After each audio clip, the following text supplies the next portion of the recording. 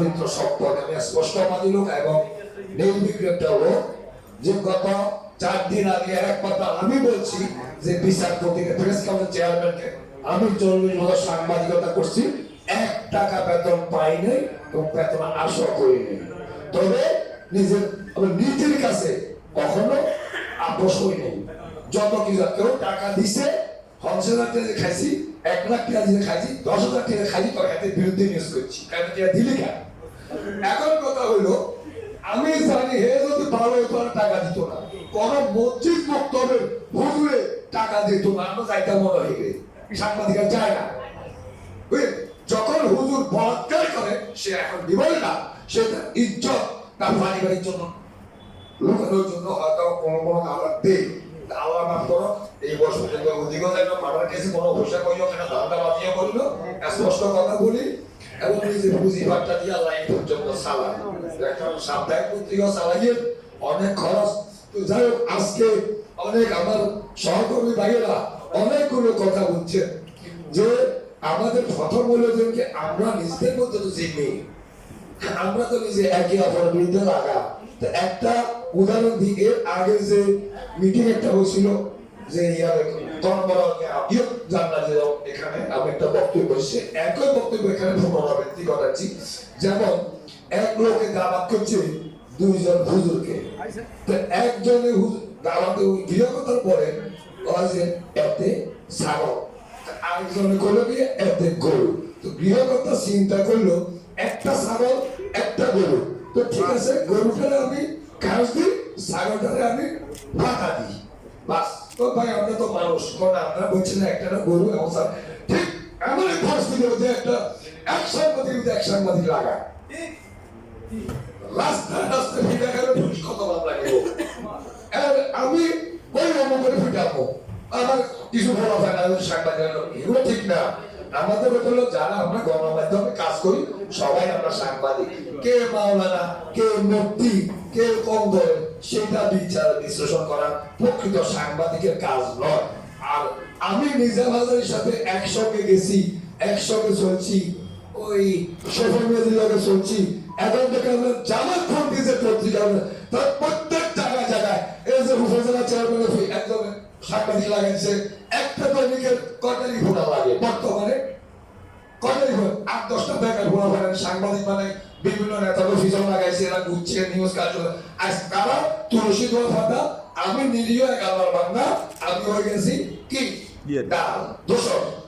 আমি তো চ্যালেঞ্জ করছি যে আমি বন্য ছোট, আমি সাংবাদিক সাহিত্যের একটা ব্যাড ফ্রেন্ডশিপ সবাই জানেন যে কারণ আমি ক্লাস করি চলে যায়, আমি এগুলা আমার আমি পরিষ্কার করি, কে আমার কি বলবে, কে কি করবে, এগুলো আমার মাথায় সাংবাদিকতা। তবে এই যে এখন আমাদের যে সাংবাদিকগুলা এই আওয়ামী লীগের বুঝি না, শুধু নিউজ খাতিরে যে সকল সাংবাদিক নির্যাতন নিপীড়নের শিকার হয়েছে, আমরা তাদের জন্য অত্যন্ত সহযোগিতা আমার দরকার আছে। আর যে সকল সাংবাদিক গণমাধ্যম কর্মী নিহত হয়েছে তাদের আত্মার মাগফিরাত কামনা করে গালাগাল হবে। তো যাই হোক, আপনারা সবাই ভালো থাকেন, আমার জন্য দোয়া করবেন। যদি কোনো সাংবাদিক এখানে ওই যে মামুন ফাদি, ওই সাদত ফাদি, ওই গুন্ডা ফাদি, তার কাছে করে লাভ নাই। আর সাংবাদিকতা করি আল্লাহ 40 বছর বিয়ে সাথে বিয়ে হয়েছি, অতএব আমার কাছে কোন প্রকার ওই দলবাজি নাই, সিন্ডিকেট নেই, কিচ্ছু নেই। আমি জানি আমি স্বাধীন, আমার বিবেক স্বাধীন, ইনশাআল্লাহ পৃথিবীর কোন শক্তি আর রোধ করতে পারবে না। 2005 সালে আমি একটা নিউজ করছিলাম যে আইনজীবীরা কাউকে জেলও দিতে পারে না, কারো জামিনও দিতে পারে না। তারা হলো কি আপনার বদলা। এই বদলা শব্দটা লেখার প্রেক্ষিতে আমার বিরুদ্ধে 1 কোটি টাকার মানহানি মামলা হয়েছে। তখন কোন সাংবাদিক ভাইয়েরা আমার কাছে সহযোগিতা আসেন নাই। আমি নাকি কারো কমান্ডে চলি না, আমি নাকি কোনো ফির মানি না। কেউ আল্লাহ, আমি একাই যুদ্ধ করছি। আমার বিরুদ্ধে দর্শন মামলা হয়েছে, আমি একাই ফাইট করছি। আমার বিরুদ্ধে অস্ত্র মামলা হয়েছে, একাই ফাইট করছি। খুনের মামলা হয়েছে, একাই ফাইট করছি। সম্পূর্ণ ইন্টেনশনে আমাকে মামলা ঢুকানো হয়েছিল। এই জন্য আমার হাইকোর্ট সুপ্রিম কোর্ট দেখতে দেখতে দেখতে দেখতে দেখতে জায়গা বিক্রি করতে করতে আমি এখন তেলে মোনা কই মাছ, অত আমার ক্লিয়ারও করে ইন্টারনেট নেই, বলেও নেই, জেল হাসিও নেই। আসসালামু আলাইকুম, সবাই ভালো থাকেন। ধন্যবাদ সিনিয়র সাংবাদিক এবং সাইদ খান ভাইকে। এখন বক্তব্য করছি সাপ্তাহিক স্বদেশ পত্রের সম্পাদক নুরুল নবী জীবন ভাইকে। আমারটা আমার সময়টা কোন দেখি দিব দিব কোনটা দিব আমরা আগে কোনটা দিব আমরা আর শেষ করব এটা কবিতা বলতে বুঝলে মধ্যে আমরা আলাপ করে আচ্ছা আসসালামু আলাইকুম আর কেমন সমাগম মুক্ত সাংবাদিকতার জন্য মুক্ত স্বাধীনতা অপরিহার্য জেলা সভাপতি এবং আজকের অনুষ্ঠানের প্রধান অতিথি কানাডা বিএনপির সিনিয়র যুগ্ম সম্পাদক এস এম হুমায়ুন কবির পাটোয়ারি, মঞ্চ ভবিষ্ঠ ফেনীর সাংবাদিকতার দিকপাল দিলদার হোসেন শকর, ফরিদুদ্দিন আক্তার এবং আপনারা যারা শুনছেন সবাইকে এই দুপুরে সাদর সম্ভাষণ আন্তরিক মোবারকবাদ জানাচ্ছি। আসলে কি বলবো না, মাথায় কাজ করছিল না। সেটি হলো সাম্প্রতিক সময়ে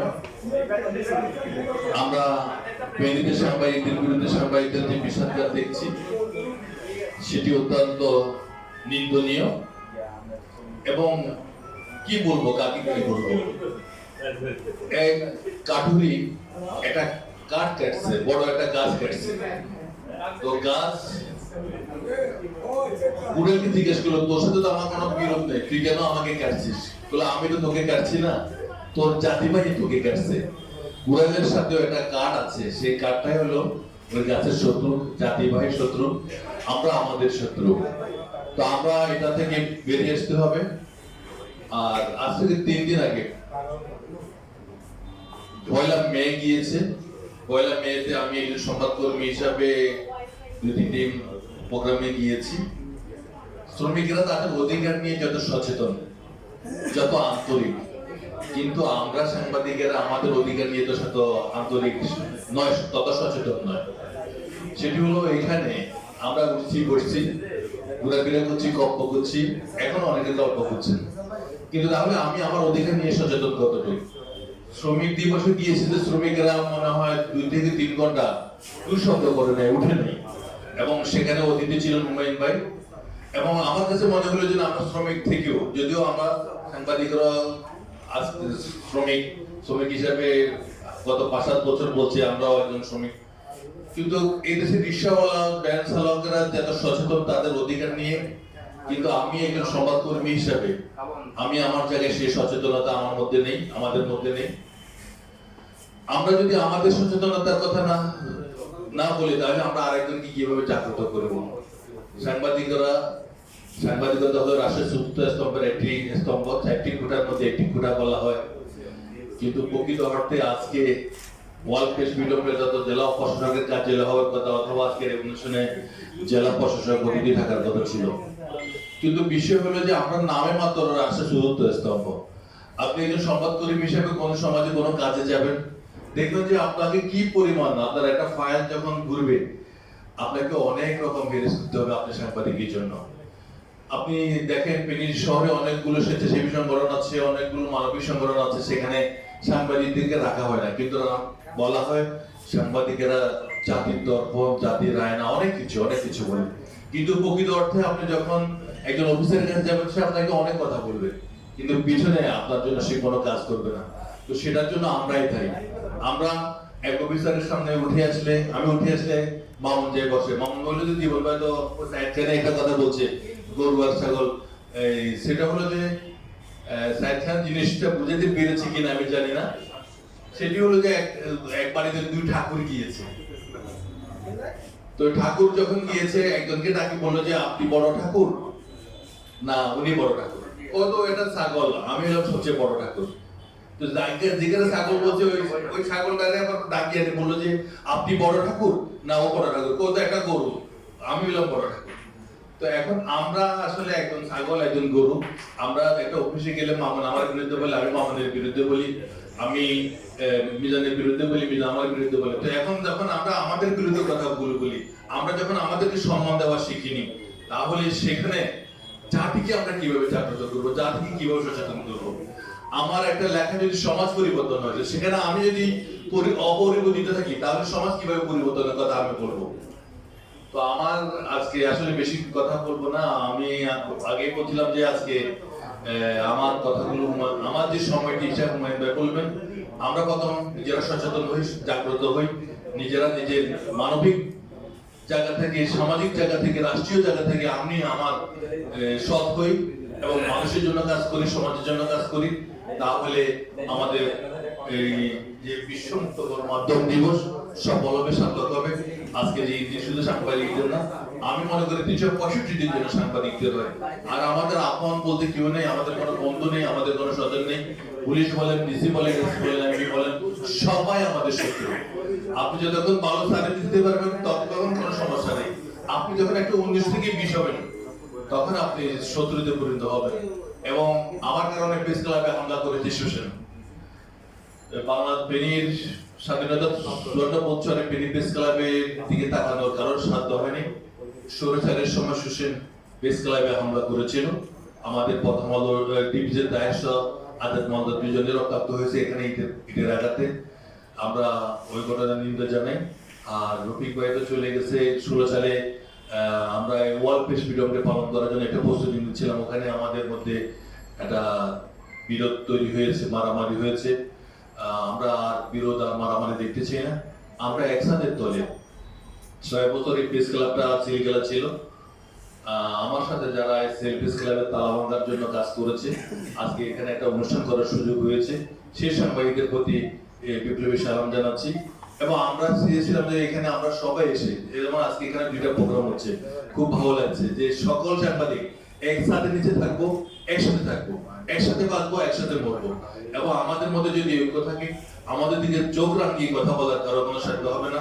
কারণ আমরা আমাদের ঐক্য না থাকার কারণে এই গত 15 দিনে শহীদ মিনারে মনে হচ্ছে 1 মাস দাঁড়াইতে হয়েছে সাংবাদিকদের মামলা নিয়ে, সাংবাদিকদের হত্যার হুমকি নিয়ে, সাংবাদিকদের বিভিন্ন নিয়ে। তো আমরা যদি ঐক্য থাকি তাহলে কেউ যত বড় ক্ষমতাধর ব্যক্তি হোক সাংবাদিকদের দিকে চোখ তুলে তাকানোর সাহস পাবে না, মামলা করার সাহস পাবে না, হত্যা করার সাহস পাবে না, হত্যার হুমকি দেওয়ার সাহস পাবে না। আজকে এই প্রোগ্রামে ফেনী প্রেস ক্লাবের সাবেক যত কর্মকর্তা নিহত হয়েছে সবার প্রতি বিধি কামনা করছি। সাগর নদীর মামলাটি যেন সচ্ছল হয়ে সমাধান হয় এই প্রত্যাশা রেখে আমি আমার কথা শেষ করছি। ধন্যবাদ সবাইকে, ধন্যবাদ ফেনী সাংবাদিক ইউনিয়নকে।